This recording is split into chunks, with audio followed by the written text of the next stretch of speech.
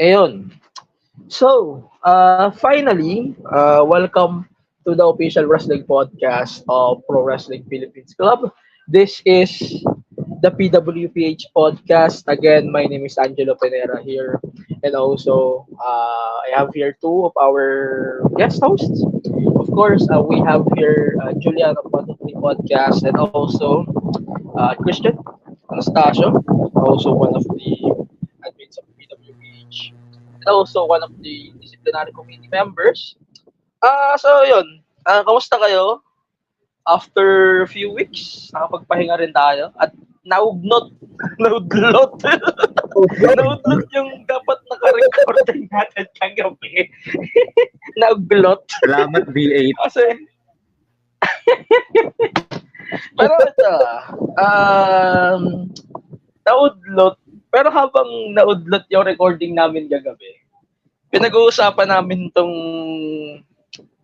kay San Juan, sa piyesta ng San Juan. Very important to talk about tong event na to eh. So sobrang grabe. Pinag-uusapan namin kagabi to, naka-backstage kami. Kasi napaka-grabe nung nangyari. Ako na taga Batangas, may fiesta rin kami ng San Juan Bautista. Pero San Juan Batangas yon, ewan ko lang kung ginagawa pa rin nila itong basahan na to. For sure, they are doing that. Pero sa Batangas, di hamak na mas magalang ang mga tao doon.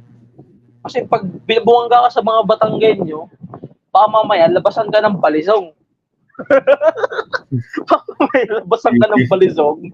O mas malala, lalabasan ka ng baril. Kaya mahirap bumangga sa Batangas. Dahil sa San Juan, wala ba nakaisip sa inyo maglabas ng baril? Ibang baril yung nilabas, water gun. Water gun. Para yun, anyways, meron kasi ugo-ugo na gusto atang investigahan ni Mayor Zamora itong mga bagay-bagay na to. I hope it's true. Pero guys, anong take nyo dito? Gusto nyo din bang matigil na to for good? Kasi ako, pesta is pesta. Sure. Pero, you can't avoid things to fuck up like this. Just like Tony Khan, which is the one that we're going to talk about. Pero, ano kasi may mga bagay talaga na hindi kayang iwasan. As dapat mo ba sa mga Pinoy na hindi marunong sumunod?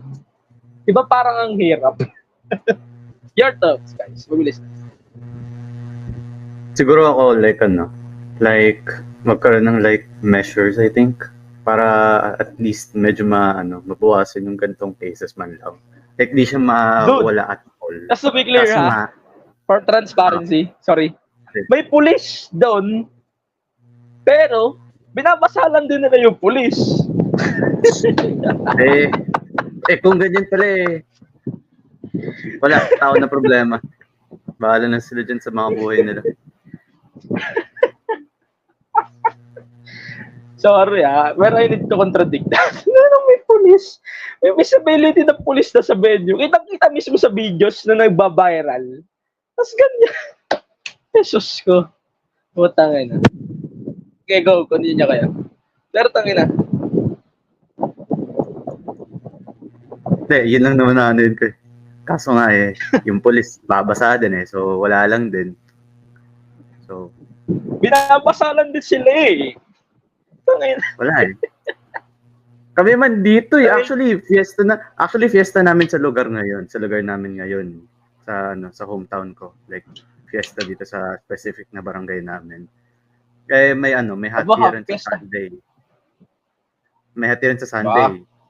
May equal na yun sa may basaan na rin yan kasi for mga yan mga nag-aatid ng phone tas may mga dala-dala ng hose ng tubig ewan ko kung pero hindi naman umaabot sa point na pati yung mga passerby na dumadaan dun sa namin sa daan doon sila binabasa and everything so lang din it's very nakakainis. But at the same time, yun nga, sad. Kasi maraming na yung laptop na nasira, may mga documents na nabasa and everything. So, I feel sad for them. Pati Also, pera na basa mo. Ayun pa. So like, ayun. Like, I feel sad. I feel for those na nabasa yung mga gamit which hindi naman talaga intent dapat talaga na mabasa. And at And the start same to time, begin with. At wala naman talaga dapat na ganito eh. Exactly. Yung mga tradition sa barangay or sa town, keep it at that. Wag nyo na idami yung mga passerby na ano. Ang problema yung mayor, konsentidor. Inang mayor. Ganyan eh. GG. I mean, in context of pro wrestling, itong topic na rin na pag-uusapan natin, si Tony Khan. Tony Khan, pretty much, parang konsentidor na lang din siya ng ibang tao. Just like Jericho. Mamaya, pag-usapan natin mas malalim yan. But anyways, Chan, any thoughts? So, yun nga, sa San Juan Festival, siguro what they can do is mag-designate sila ng mga specific areas lang.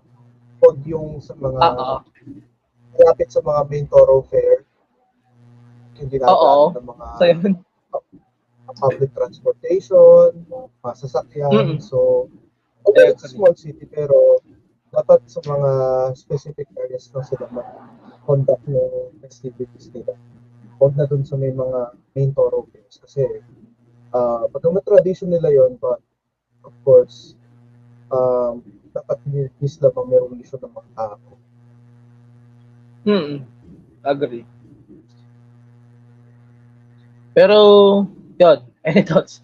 Ayun, alam mo kasi kung bakit namin pinag-usapan to kagabi. Yung lalaking dumidila-dila pa sa Facebook o sa video.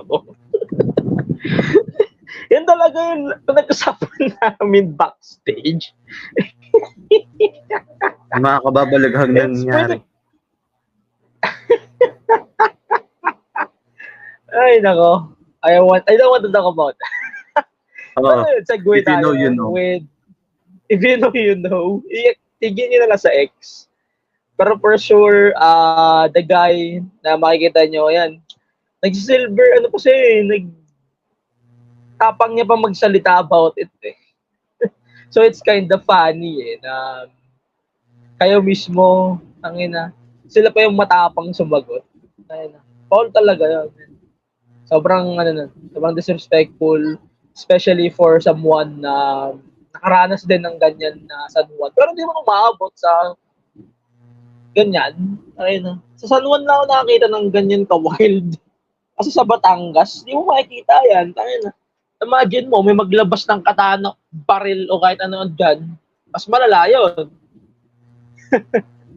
That will be more disgusting sa ganitong pamamaraan. Pero while we're talking about Tony Khan and its competence of Mayor Zamora in San Juan, ito, background muna tayo. Alam niyo naman sa open mic night, pag-usapan natin yung incompetence of Tony Khan in his current round of AEW. The ratings of the show as of recording yesterday, 502,000 pesos. 502 last week ng Juneteenth. Julian, back up ako. Ilan nga yung ngayon? 600 plus? 610? Tao ba? Sa NXT, 611. Ganun. Wait lang. Double This check week? ko. Okay. 611,000 NXT. That's for NXT. Okay. That's for NXT. NXT was pretty sakto lang. This week ba to, di ba? This week. Okay. So, this week's, check ko nga rin, may sila daw source nung nakaraan. So, this week's Dynamite, sorry. Pero ito, yung NXT bumaba. 100 din. Tandaan din na binaba nila. Pero I'm not pretty sad about it because, to be fair, it's not a flagship show. So, I'm not gonna complain about that much. Pero Dynamite kasi, it's a different landslide. So, medyo sila tong nagbabrag ng ratings. Tapos, ay, tita ka na. Eto. Last week, June 10th, 502,000. This week, June 26, drum roll. Ay, tumaas. 680,000. That's higher. Pero, ano kasi ito go home show to ng Forbidden Door. So, it's more on how AEW is building up their shows.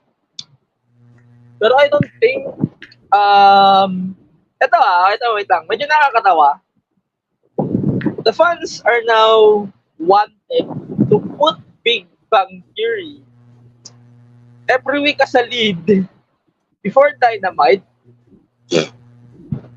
So, kung hindi wawawin, in comparison, kung hindi wawawin ang kasunod ng Frontline Pilipinas, or in case before GMA 24 oras, ibig sabihin bababa ang ratings ng wawawin? Ganun ba? I guess. Yan ang dating sa akin eh. I mean, Willie Revillame loves to brag ratings before until he realized na ang katapat niya is mga malalaking newscast. Ay, nawala na sa kanya yung ganun. Pero ang lead-in niya kasi was Boy Abunda na hindi naman nagre-ratings. Nagre-ratings 4, 5. Unlike Wawawin. Etong Dynamite, it's kind of related to that because they feel that if there's a specific show, in case Big Bang Theory na 12 years na, as far as I know, archives na lang to, hindi siya new episodes. So it's kind of funny that Big Bang Theory is the one that pulls the ratings of AEW Dynamite. It's pretty funny that the fans are actually using that as an excuse. And it's pretty funny then that di naman kasi mataas ang ratings ng Dynamite kasi may lead-in kasi na ganito, ganyan. Tapos putang niya na. I'm not saying that people are stupid, okay? Pero exactly what I mean, they're stupid as fuck. If you know what I mean. Pero wala, mamaya na natin pag-usapan. Go. Ayun. Any thoughts? Mas draw na si Sheldon kaysa kay Chris Jericho. Ay puta, ba't Jericho? Jericho is out of touch, dude. He should fucking retire. Mas draw si Sheldon kaysa kay Okada. Oh my God.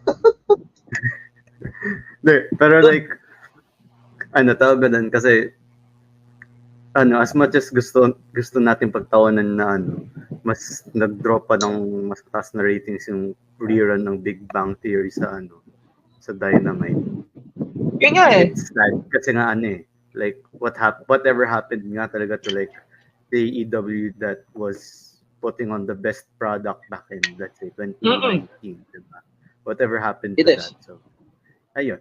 It's just that's just like my exact yung immediate thoughts lang. Pero tumaas. Kasi may Big Bang Theory. Mas draw talaga si Sheldon. Mas gusto nung papakinggan ng mga tao yung mga takes ni Sheldon sa kesa sa provider ng Freakers Jericho. Hi guys! Hey guys! Hey guys! Ito siguro, ito sa main event, Mark, alam nyo, sabi ko, ayoko munang hatulan tong gimmick na to ni Jericho. Pero siguro oras na para bigyan ko ng hatol. This is easily the most disappointing run of Chris Jericho. Na even my friends from this Strong and Midnights and also Kayfabe Cafe might know. Pero it's just disappointing as fuck to see this ratings come down as fuck. Pero wait, tignan ko yung per minute, per quarter ng Dynamite habang dinidiscuss natin tong show na to. Sana si Dennis makahabol kasi siya yung fanboy ni Tony Khan eh.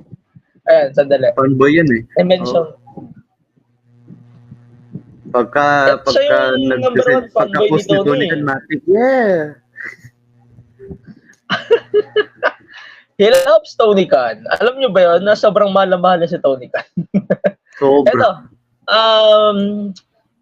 quarter by quarter. So, pag-usapan nga natin yung quarter by quarter. So, enough ko yung quarter by quarter. First quarter of the show is yung promo ni MJF. Tapos, nung lumabas si Daniel Garcia, tapos si Will Ospreay, hindi pa champion, ang hangin na agad. Gusto na agad mag-defend kay Daniel Garcia. Pero I mean, the match is official na, right? Itong MJF versus Daniel Garcia. Not yet. Alam ko hindi pa. But anyways, 8 to 8:15 p.m. 846,000. Then 8:15 to 8:30 p.m. Listen to this. Swerve Strickland. Then there's Hiromu, basically LIJ versus BCC. Then may Art Break. Alam mo magkano binababoy? From 846. 150 plus 1,000. And that's sad. So, from that hour until 9 p.m., isama na natin lahat kasi hindi ko kayang i-discuss tong buong 8 p.m. hour na to. 846,000. Naging 613,000. GG. That's sad. Ang laki ng binaba eh. So, I mean, di naman natin, di tayo priority market na tong show na to sa TBS. But it means AEW is really, really declining at this point. And just sad. Yung last segment, before 9 p.m. Ray Phoenix versus Jay White continuation.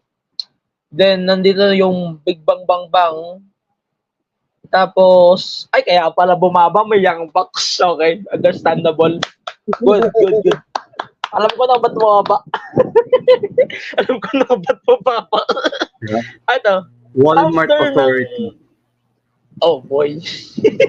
Ito. After of that hour, 8:45 to 9 p.m., tumaas naman siya, mga almost 90K, until 9:30, kasi lumabas si Mina Shirakawa.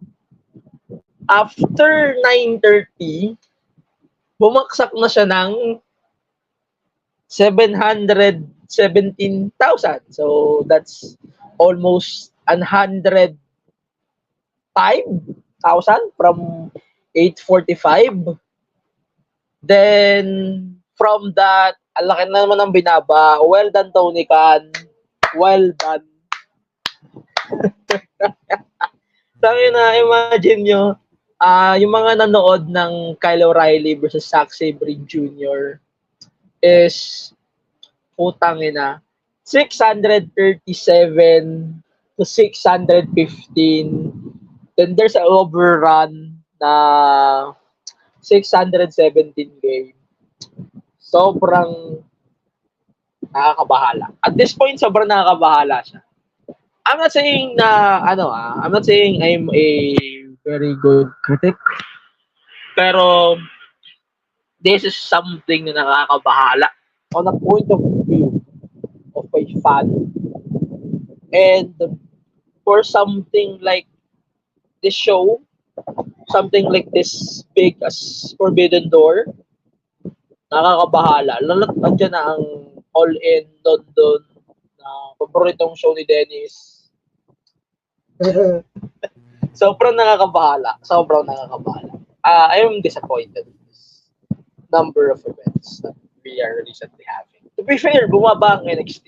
Again, ulitin natin. Bumaba ang ratings ng NXT.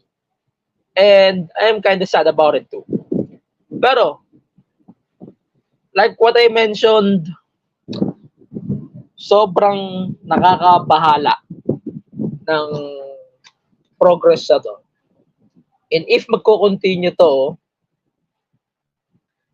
man, this might be the most disappointing moment of this era. Then Ricochet, Dijak, possibly going to AEW, man, that will be disastrous for the ratings war. I mean, production-wise, AEW is doing a really good job. But when it comes to this very problematic status of AEW shows, I'm not only Dynamite, there's something very alarming. But let me know your thoughts about it, guys. Ako, like, doon, I can say na, though yes nga may increase nga yun sa ratings and everything, it's still like a pretty alarming, it's still like a pretty alarming thing, especially with AEW, considering that they're like the second biggest wrestling company right now, diba? Like, nag-compete pa sa WWE and everything. Like, may nakita lang akong comparison dito sa like, nakita lang, like, right now, like, this moment. Last year daw, AEW, like, right around the same time lang, June 21, June 28, they drew 809,000 last year. Tapos biglang last week, 502K, tapos ngayon yung 680K. 80. So I think tawag doon, it's still a pretty big like decrease if you really like think about it. So like ayun kasi it part of it na rin kasi yung yun nga yung inconsistencies sa storyline sa mga mga alignment ng mga wrestlers and everything. So parang tas nabanggit mo na rin last week na yung mga stories sa Dynamite nakikita na rin sa Rampage, sa Collision and everything. So like there's really a lot of problems din sa AEW which I hope can be fixed in the next few months and everything. So ayun lang, it's a pretty alarming. Si Will Ospreay lang ang magsasalba ng AEW. hindi si Ospreay. Si Mina Shirakawa, puro mga Sims manonood pagka si Mina yung lumalabas eh. Ay puta. Kaya pala wala si Ali eh. Baliw. Yeah, pero kaya pala di tayo siniputan ni Ali, busy. By the way, hi Ali.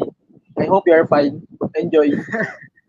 Ayun, like ayun lang naman, yun yung thoughts ko na parang it's an alarming thing on the part of AEW kasi nga sila ngayon like second biggest. Wala eh, fanboy ka kasi ng AEW eh. Yes, ako fanboy. Never. Pero ayun. Sad. I hope that yung mga problems na nabanggit last week and yung mga mapapanggit pa I think ngayon, I hope those can be fixed in the next few months. Sana talaga i-ditch na ni Jericho yung learning tree giving me ako. Fuck that. Bye, guys! Bye, guys! Alam mo, learning tree is something that I can forget. Putang ina. Sa lahat kung may mga tao kung kakalimutan ngayon taon, putang ina, I want to forget na nag-exist yung putang ina ng learning tree. Alam mo yung mas pangit pa siya sa mga gimmicks sa NXT. The fans, especially Dave Meltzer and Jim Cornette, are criticizing the gimmicks of NXT. Parang takinan, hindi nyo man lang matira-tira tong kababuyan na meron sa AEW right now. I mean, from the Big Bang Bang, Bang Bang Gold, whatever, tangin ng stable. Kasi yun, ayun na lang sabihin ng Bullet Club eh. Ayan, that stable, medyo declining na rin sila. Si Mina yung nagdadala ng ratings. Tignan ko nga yung ratings, sila yung pinakamataas eh. Based on that, sila yung pinakamataas. ito yung kapansin-pansin. Oo. Go. Dayan lang, Mina talagang do. Wait lang. Ito pa yung katakataka. Si Tony kasi, na-interview siya sa Fox News. Alam ko hindi siya legit according kay Sean Rossap na yung Fox News nagsabi 500 million plus people attended 110 live AEW events in 2024. Yes. Pero alam ko talaga dito legit kasi even Sean Rossap debunked this already eh. Na tayo na imagine mo 4,000 every post equals ay nako. At this point, Tony Khan really needs to get some PR help or something like that. But anyways, let's talk about one of the biggest problems in AEW. Chan, ikaw muna pala. Anyways. Ayun, so, ito, AEW needs to fix everything from the ground up. Pinaka talaga na ayusin nila is yung honesty nila. Tony Khan is like trying to do everything all at once. Although he has promoted some people into higher roles like si Tony Schiavone, before Security Marshal, he was a VP, Christopher Daniels, and as well some important people to higher roles. It's not enough. Tony Khan is still doing a lot on his plate. So he needs to delegate more people, and he needs to get out of creative. He needs to get someone talaga dedicated to creative, and pretty much yun yung magiging taga-approve, taga-design ng mga storyline. I mean, the wrestlers, yes, they have their creative freedom and everything, but there needs to be someone who will draw the line. Learning tree, what the fuck is that? Oh, quoting Minoru Suzuki, what he said, it doesn't sit well with the majority. And someone, so they need to have someone who will decline those kind of pitches. Kasi not all the time na forget Tony Khan likes it. Everyone, wider audience will like it. That's not always the case. So AEW really needs to have that authority figure, that someone who will be in charge and will be very firm pagdating sa creative stuff. Tony Khan can focus on the business side of AEW. Kasi ito si Tony Khan, as we all know before, talagang wrestlers are kissing his ass. Those who are problem with AEW. Wrestlers are kissing his ass because it's a very lenient executive, a very lenient owner. So, para bumalik yung trust ng majority sa AEW, they need to have that one person who has the balls to draw the line all of their roster. And if that happens, mag-reflect yan sa mga storylines nila. There will be significant changes to presentations of the wrestlers. And walang mga maguguro sa catering. Walang they'll just sit at home and take all the money they're being paid for. Example, ngayon si Wardlow. When was the last time that we saw him on TV?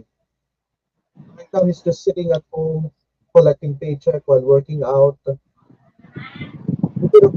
Claudio is on TV this week. Wardlow, not Claudio. Wardlow. Sorry. Wardlow. Fuck that. Yeah, Go ahead. Well, that's one of the many examples. Nakakapanghinayang eh. And also, when was the last time AEW got $1 million in ratings? Kung tribute episode kay Jay Briscoe, when was that? More than a year and a half ago. So, for that to happen again, for AEW to get millions again in ratings, they really need that one person. That one person who has balls of respect over in terms of creating. Whether the wrestlers will like it or not. Ayun.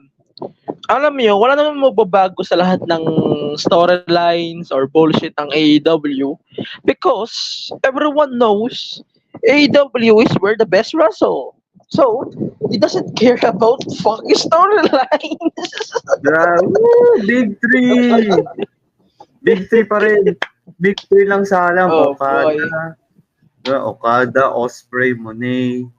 Tapos siya, magiging double champion na si Mercedes sa Forbidden Door. Diba? Woo! Let's go! Putang ina, game changer. Double Game changer. champion, Monet 2 belts. Woo! Pero, here's the thing. It doesn't matter if Mercedes is double champion. But, what's the point? What's the point of putting someone like Mercedes Moné as double champion? What's the common sense? I mean, sasabi nila, that's a title that I never lost when we mess with Mercedes Moné.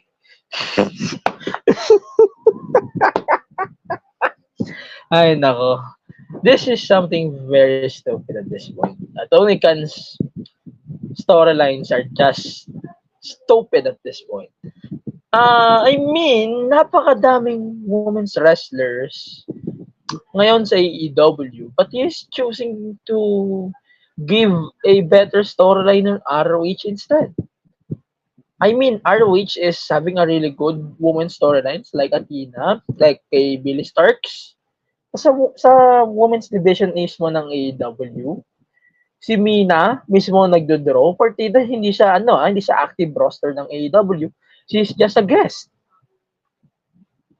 Pero, she's getting more appearances on AEW programming rather than the most women that AEW has.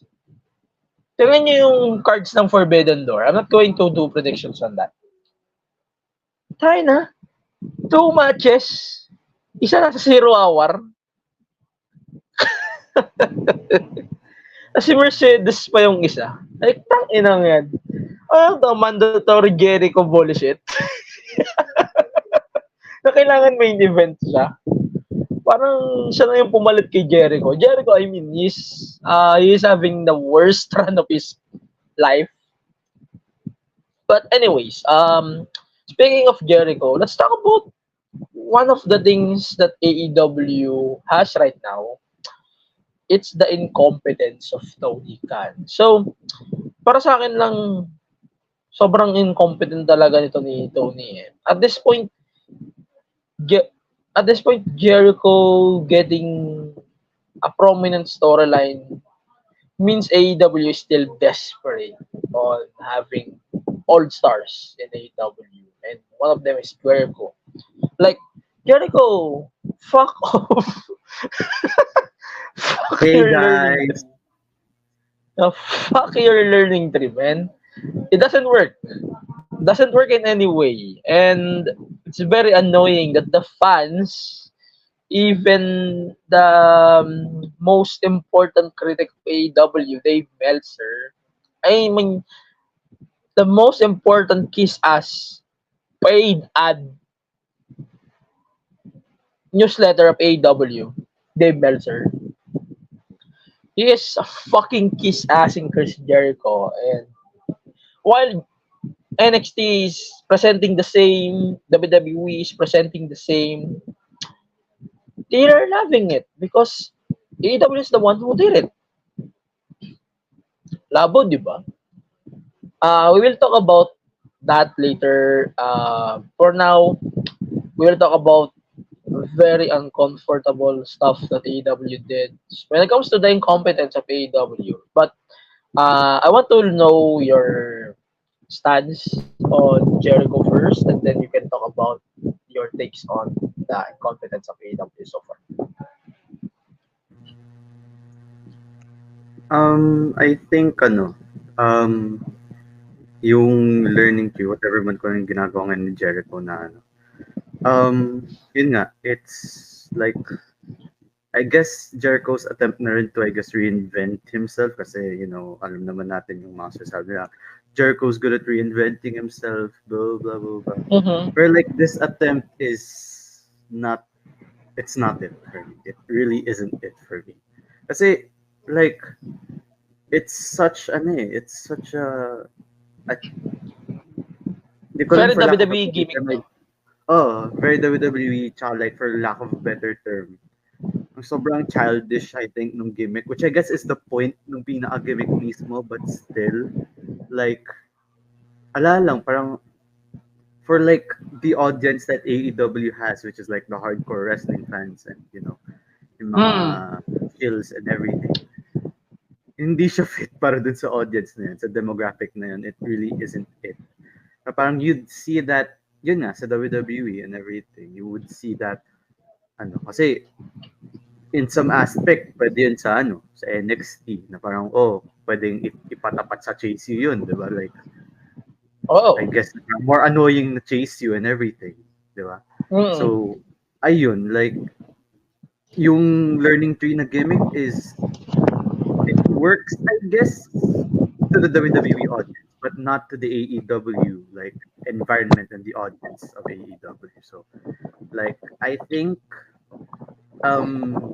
as much as I want Jericho to like try different things like his career and everything, kasi yan naman si Jericho, alam niyo naman yun. He needs to retire.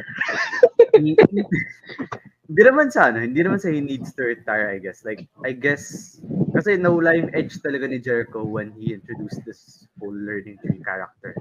Actually, JS pa lang. JS pa lang, wala na siya.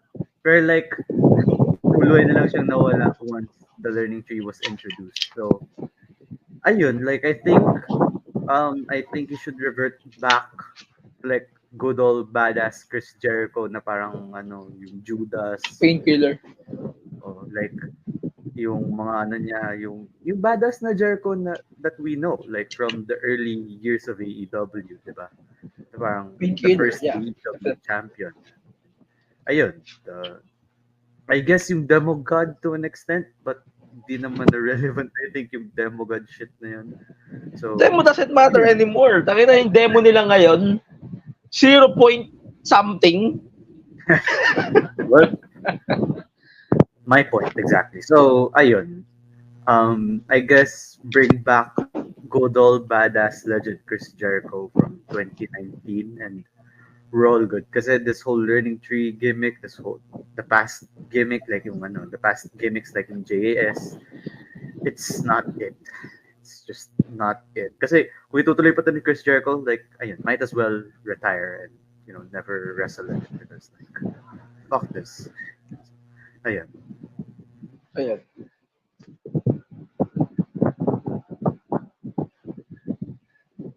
Guys, go. So sa akin, yeah, I agree with Julia. Jericho needs to bring back his old gimmick kasi fuck the learning tree. That doesn't sit well with me or anyone else for that matter. Kasi sobrang pilit yung gimmick na to. Sobrang pilit, like it's being shoved down our throats. So I don't like. I don't like that gimmick. And to the point that he had to win the FTW championship for what? Suzuki, which he thought he's gonna be their tag team partner in Forbidden Door, but I was, grabe, sobrang laugh trip ako sa segment na yun. Tinurn down siya ni Minoru Suzuki. Like, gusto niya ng one-on-one FTW championship. Parang what if si Dijak yung partner ni Jericho sa Forbidden Door? Dijak. I mean, that's a possibility. Although we might laugh at it right now, pero what if, diba? I mean, wala namang no compete to si Dijak. His contract expired. So it's somehow a possibility by Forbidden Door. Pero yun nga, with this gimmick of Jericho, I don't know. Talagang starting shit. Nakikringean ako, to be honest. Like, with these backstage segments, yung mga, hi guys! Thank you guys! Nakakairita. So, Alam mo, yung learning tree, may common denominator niyan sa mga pakalat-kalat dito sa mga shows dito locally. Ganun na ganyan. It reminds me of that. Hindi na ako babanggit ng pangalan. But if you know, it reminds me of those people. Oh my God. Tapos, alam nyo, yung mga nag-add sa kanila sa Facebook, they're trying to befriend them as fans. But, well, oh my God. Oh my God. But, since you mentioned it, John, thank you very much for mentioning it. Wala eh. It really shows how stupid AEW can be eh. Pero yun nga, yun, patapusin ko na statement mo. But anyways, yun. So, yun nga. I mean, to what I mentioned earlier, AEW has this figure in charge sa creative. That learning tree gimmick for the which something else, which other gimmick, or go back to his old gimmick, inner circle, I mean, that was working for him. So why suddenly change it to the JAS? I mean, JAS, I don't know. JAS turning to be yung gimmicks niya, parang, paano ba? It's at this point na he has nothing left to prove, obviously, but having these types of gimmicks, it really shows that, Tony Khan just lets it fly. Hinahayaan lang niya si Jericho to do whatever he wants. To this point na susuka na siya ng audience. Which, it's really sad. And, if there is that creative figure, authority figure, Jericho would have just went back to his old gimmick, which would be so much better. And who knows, probably he could have had recruited some guys to be part of a new version of Inner Circle, maybe. So that's my piece on it. Learning Tree is fucking trash. Minoru Suzuki already buried it. I hope Samoa Joe, Hook, and Shibata will bury that 6 feet under. I hope they will. I hope they will. But nagdagan ko lang din yun kay Jericho. As much as I want Jericho to go back on his past gimmicks, ang question ko dyan, ayoko mag-contradict dito, pero I need to. Is Jericho can still go? Kung yun nandun ang logic natin, i-rate nyo nga yung 2023-2024 run niya so far. 1 to 10. Mabilis lang. Chan, start with you. 2023 to 2024 run ni Jericho. I would say his lowest point in his run in AEW. Kasi all part of it is kung hindi nag-concentrate si Jericho diverticulitis valve. Somehow it could have been better. I mean, they could have won the tag team titles from Ricky Starks and Big Bill. Which is nangihinayang tapos they also the young bucks here to get the titles. So, you know that 2023, 2024 is lowest point.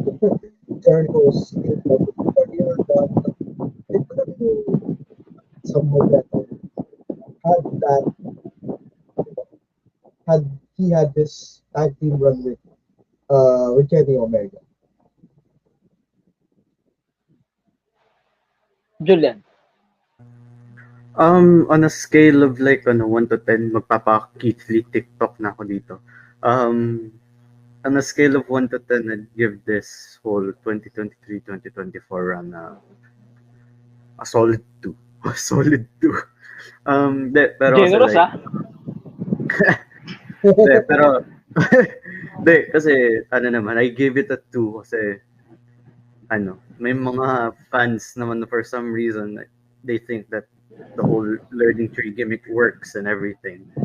So, I'll give them the benefit of the doubt. Yes. So, ayun, to me, it's a 2 kasi nga, yung learning tree is not up to my taste. Tsaka, it's such a WWE gimmick na parang it's sobrang out of place niya sa AEW and everything. Tapos yung last na gimmick niya from last year, I think yung pre-learning tree and everything. Sad boy. Sad boy Jerry. Like, tawag doon, hindi naman siya, I think, lang din yun. I'll make it a 2 lang din. Kasi like, hindi. I guess I'll give it a 2 na nga. Kasi parang for like, I don't know, a week or 2, interesting si Jericho. Tapos biglang nagtuloy-tuloy pagiging sad boy niya. Hindi na siya naging interesting to me.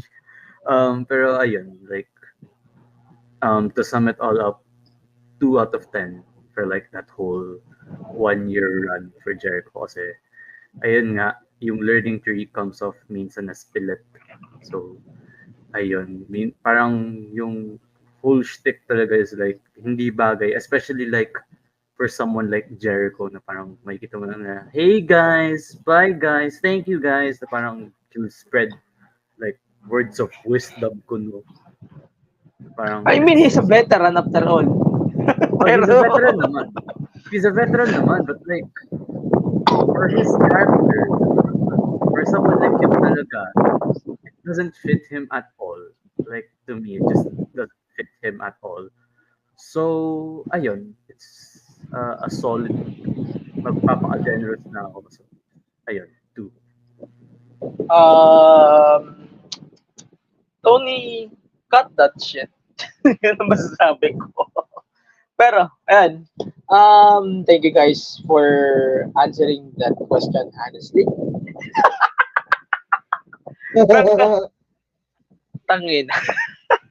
Eto, I mean hindi yan ang main problem ng AEW actually. The main problem of AEW is with Tony Khan. Ang dami na ng forum, ang dami ng discussion about Tony Khan. And it's being discussed a lot. But we can say AEW is where the best wrestle. It doesn't matter. Kasi fans are still defending the bullshit. But in context, guys, I want you guys to share at least five solutions on how we can save AEW. Again, I don't want AEW to die. I don't want to see WWE do some dominating bullshit again. And if AEW dies anytime soon, and I hope it's not, baka bumalik na naman tayo sa bullshit na WWE na I hope it will not be possible. I mean, AEW is the biggest competitor of the biggest promotion right now, which is WWE. And alam ko mag-agree kayo sa isa. So magbibigay na ako ng isa, then the rest we can give our last five. Edo, number one para sa akin, alam ko ipipick niya rin to. Pero I really, really want to see Tony Khan stepping down out of creative. He is out of touch, including Ring of Honor. Fuck off. You can leave the fucking creative. Is not okay as a booker.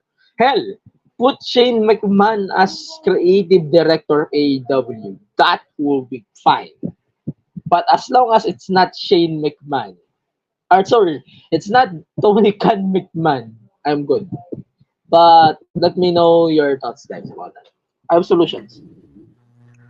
Ayun. That's one of them naman sa akin. Like, I think Tony Khan stepping down sa creative team ng AEW, meron silang creative team, that would be fine. Like, Scott D'Amore, maybe pagka okay Kaso may non-compete pa si Scott. Ayun. Like, ano naman, I think magkaroon na talaga sila ng talagang dedicated na creative team, right? For their storylines. Like, kunwari, si Christopher Daniels, pwede nga siyang like writer habang injured siya ngayon and everything. He can hire other writers, di ba? Balik nyo si Vince Russo, kung gaganda yung product ninyo dun, makala na. Pero, ayun. Literal na WCW na.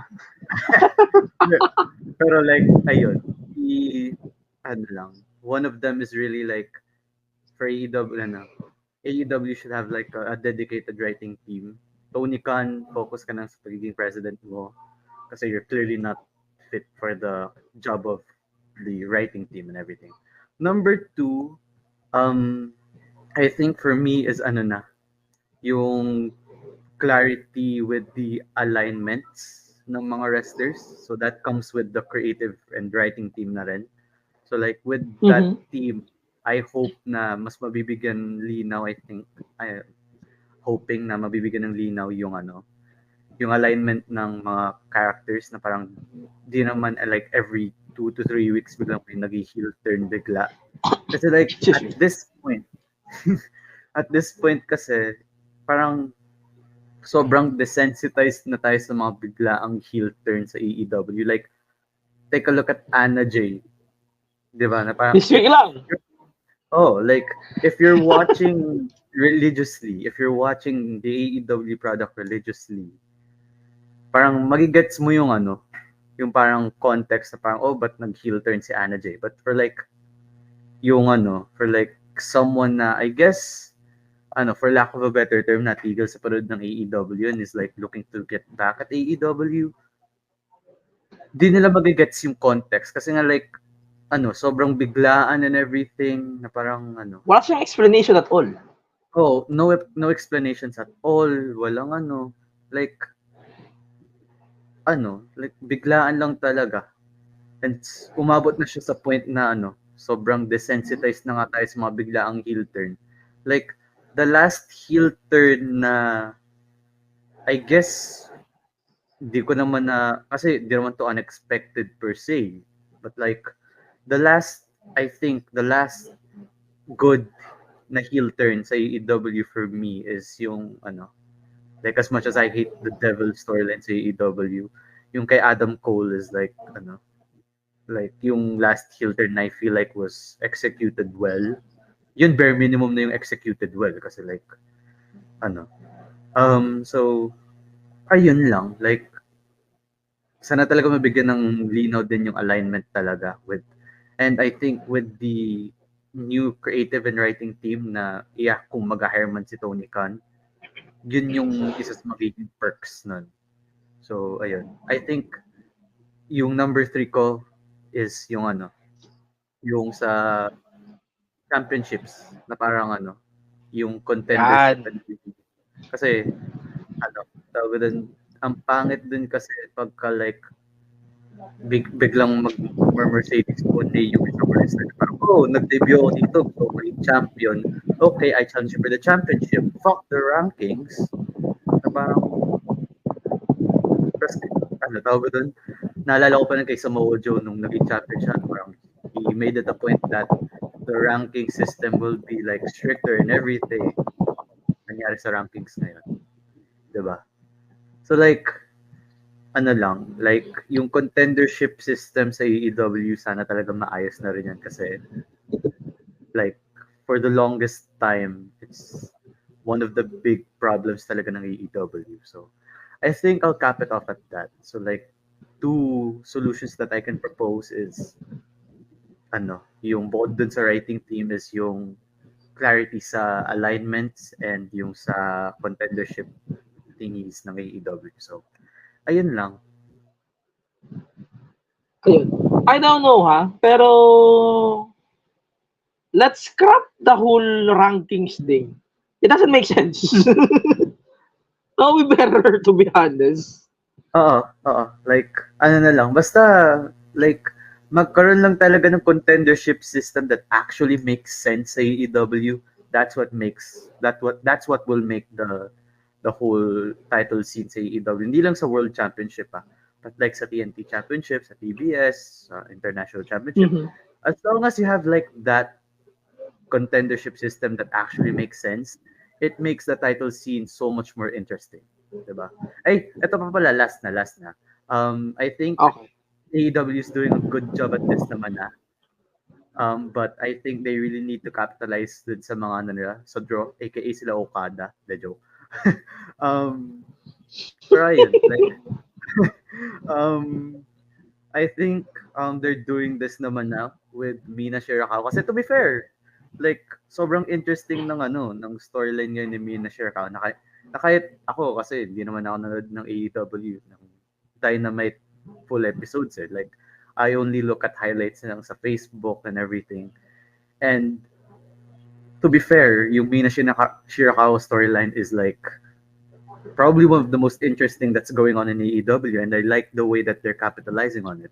So I say continue with that kasi it brings more eyes to like that storyline, and mas in turn parang nagkakaroon na rin ng parang mas kahit pa paano magkakaroon na rin ng some sense of like na parang may something to look forward ka na with every like episode of Dynamite, ganon. Tapos parang dapat ihulay na lang nila yun sa like dapat sa Dynamite na lang yung specific storyline na yun.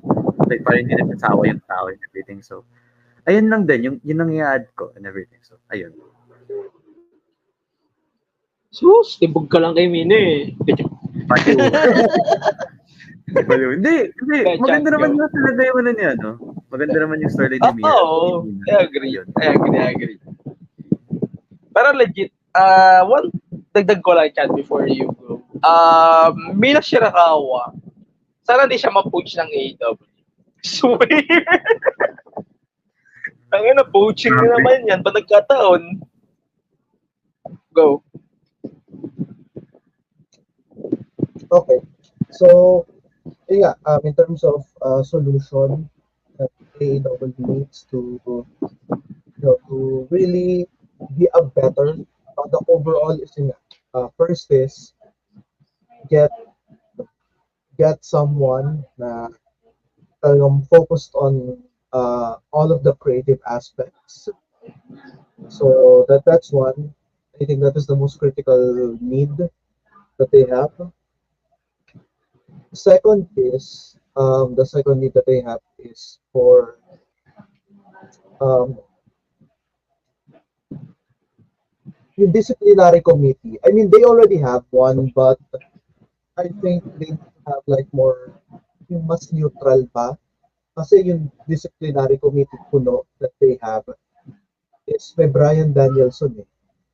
I mean, yeah, Brian can be as neutral as he can.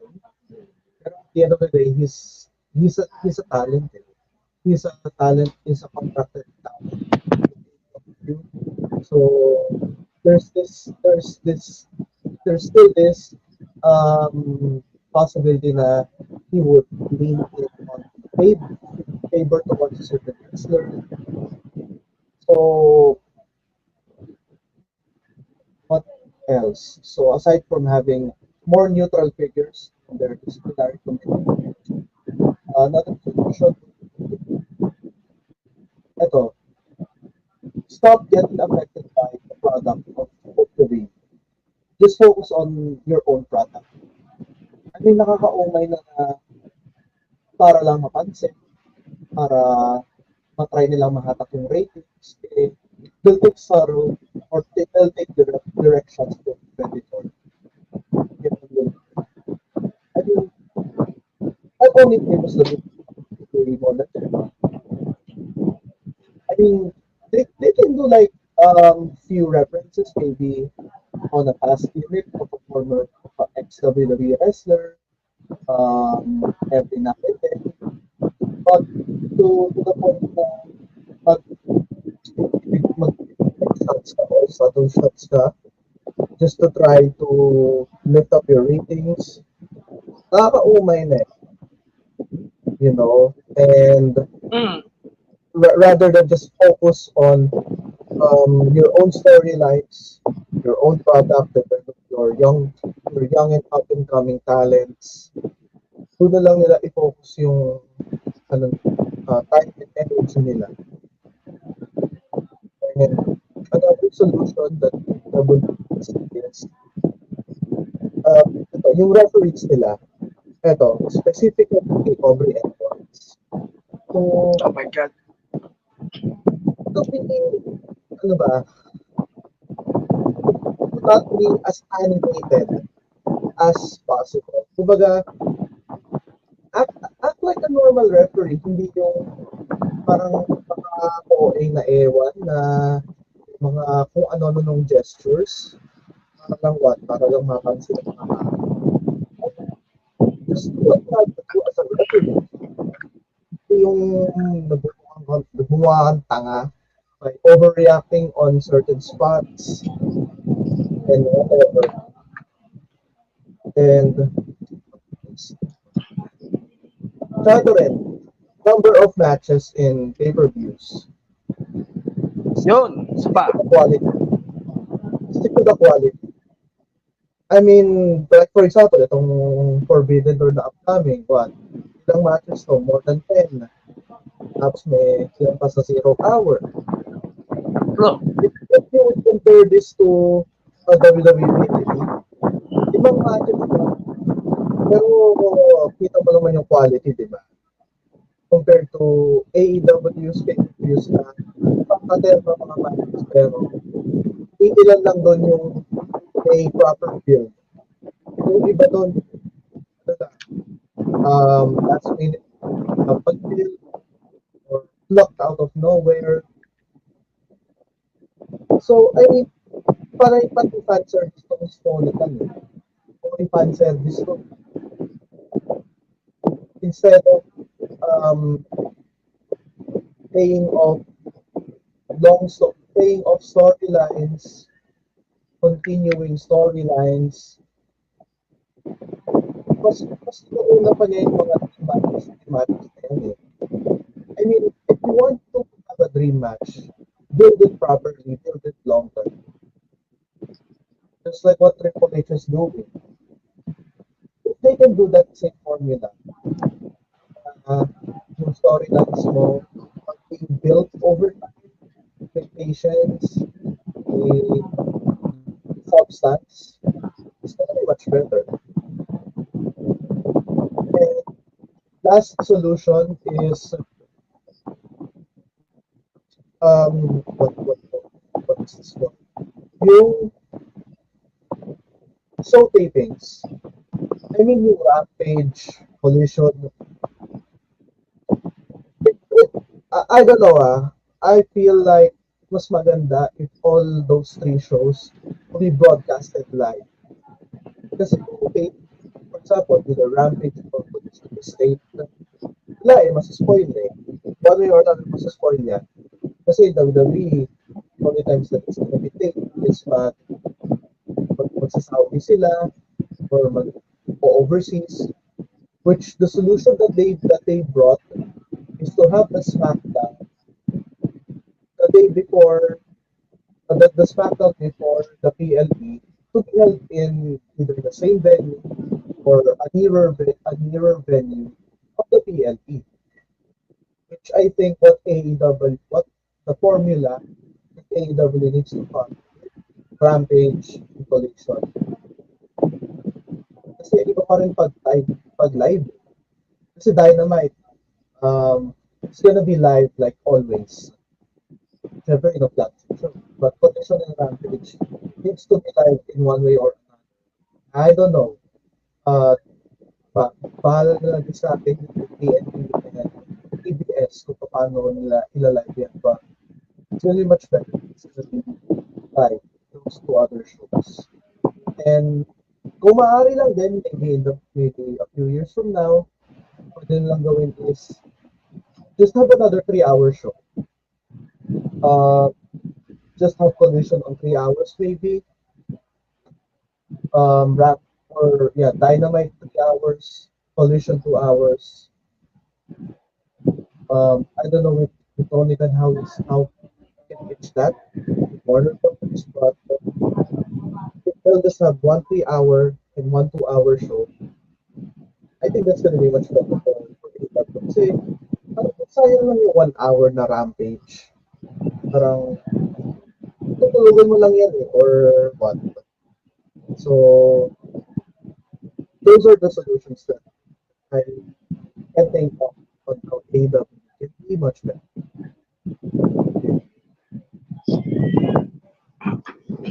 Yun. So, dagdagan ko lang yung ideya ni Chan. Thank you very much, advice, by the way.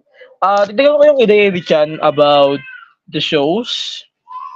Ayun, una mag-agree ako that they should scrap Rampage.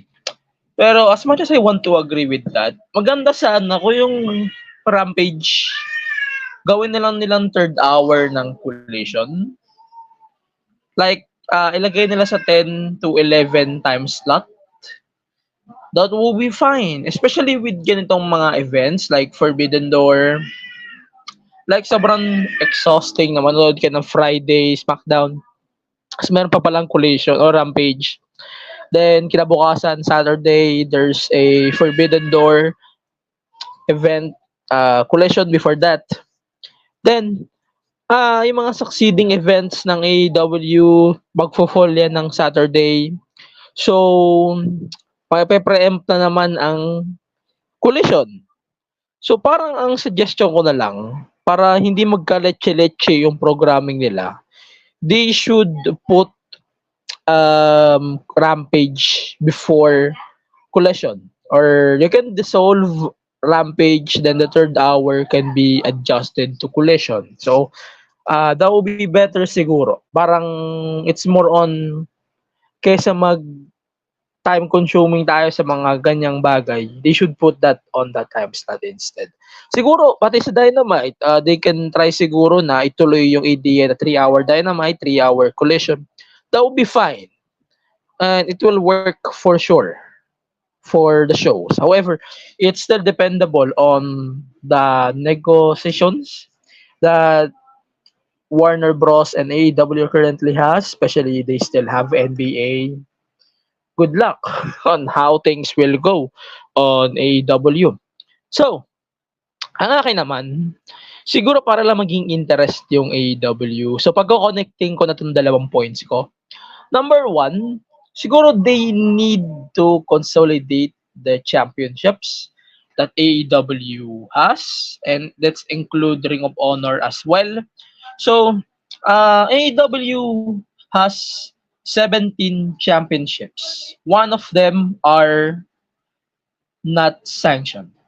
So, they have basically dalawang world, ROH and AEW, dalawang women's, dalawa ring mid-card na women's, dalawang tag team champions, the duos and trios. They also has specialty titles. The rest are specialty titles. TBS, TNT, yung television titles, all of them are specialty titles. So, yung title ni Okada, yung pointless sa title na yan, then yung, ano pa ba? All Atlantic International Championship, the rest of the titles, they should consider that consolidated because I don't see or I don't need AEW to give everyone championships because that's what we don't need. We only need storylines that actually make sense. We don't need everyone to become a champion. At this point, the only thing AEW needs is better storytelling, not titles. Oh, connect ko na dito sa point na to. Make more logical points or stories on how people are getting title shots. Mercedes Moné, yes, I am referring to you because you did not earn your title shot at all. Pero and I'm going to say this right now, rankings never works in professional wrestling in any way. Hindi po mag-work ang rankings. It's like saying BBM and Sara Duterte will work together as a tag team.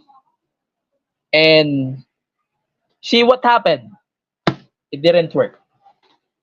Anyway, isa pang bagay siguro that we need to address is the inconsistency. Ayan, dagdagan ko yung kay Chan of talents from both Ring of Honor and AEW. Siguro parang ang dami na rin kasi naglalabasan sa TV shows sila na from both companies. Siguro tanggalin na lang natin yung Ring of Honor, no? Kasi sobrang sayang eh. At this point, sige, lagay nyo yung Rampage as live. Pero tanggalin yung Ring of Honor. That will make sense. Kasi consolidated naman na eh. Or maybe put Ring of Honor as a YouTube show. That will be fine. Pero running things on a platform, different platform, it will never work for something like Ring of Honor right now and AEW right now. Pero eto, isa pa. Siguro it's time to look for a smaller venue. Kagaya nitong tatakbuing shows ng Collision sa Arlington, Texas. They have less than 1,000 people for the show, for that. Tangina, hindi pa rin sila makapuno doon. As of right now, I'm trying to look on the numbers for that show. And so far, wala pa rin sa kalahati na bibenta nila. I'm kind of sad about that. And yun, they need to explore more venues with that capacity. And TNA needs to get venues like what Collision is getting right now. And then, last thing, presentation-wise, AEW is doing a really good job on that. So, I don't really have to nitpick into it. Pero, we don't need too much changes on that. So, konting ilaw na lang. Kasi makikita na, makikita naman na di sila sold out. Ito, very important, before I let you guys go on this episode. We don't need to listen on some puppets. Siguro, don't you ever flex like word, tong one, o yung mga Fightful. We don't need to flex all of that bullshit. Jericho on the latest episode of Dynamite is flexing. He is number 1 on Dave Meltzer's fucking Hall of Fame. And we don't need that bullshit, man. Not everyone cares about Dave Meltzer. Like, who the fuck is Dave Meltzer? Everyone doesn't care about him. Not everyone doesn't care about him at all. So, we don't need all of that bullshit in AEW programming. And we don't need people who doesn't make sense to be recognized on this programming because they don't matter at all. And it doesn't matter at all that they are existing and they're sucking up Tony Khan's dick. And yan. So, stop listening to Dave Meltzer. Simply as that. Yan. So, that's our thoughts on Tony Khan. Let us know what you think about the incompetence of AEW and kung naman yung sinisinghot ni Tony Khan. We will find out more if Forbidden Door will be televised this Sunday o kung kailan man kami nag-record. So, probably tapos na siya by that time. So, let us know what you think on the current era of AEW. Gusto nyo bang mawala ang AEW? Gusto nyo bang magstay pa rin ng AEW? Gusto nyo bang magbago ang AEW? Gusto nyo bang mawala si Jericho sa AEW for good? Let us know what you think on today's episode of the PWPH podcast. For now, we will see you guys on the next episode. Bye for now. And stay safe as always. In behalf of Julian and Christian, bye for now. And see you later.